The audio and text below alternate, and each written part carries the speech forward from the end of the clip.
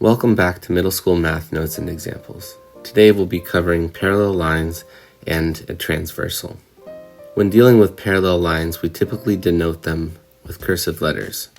Let's consider line L and line M, both parallel lines in the same plane. These lines neither intersect nor deviate, maintaining a constant distance. In a diagram, you can signify parallel lines by using the same number of arrows on each line. Now let's talk about transversals. A transversal is a line intersecting two or more parallel lines. In our example, I'll mark the transversal in green. As it crosses the parallel lines, certain angle relationships emerge. For instance, angles in the top right and opposite bottom left are equal because they are vertical. Due to the nature of parallel lines, these angles are also corresponding, denoted in purple.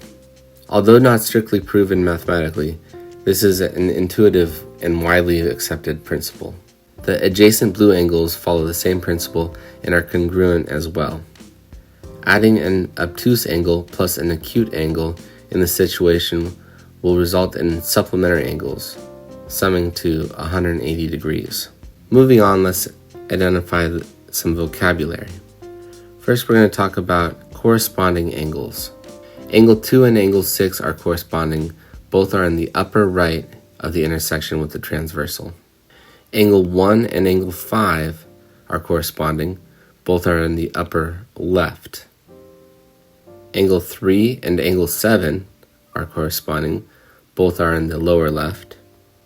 Angle 4 and angle 8 are corresponding. Both are in the lower right. Corresponding meaning that they're in the same relationship to where the transversal hits the parallel lines. Understanding corresponding angles is crucial because they are equal, also known as congruent. If angle 1 has one tick mark, angle 5 will have one tick mark as well, indicating their equality. Before we conclude this chapter, let's touch on alternate interior and alternate exterior angles.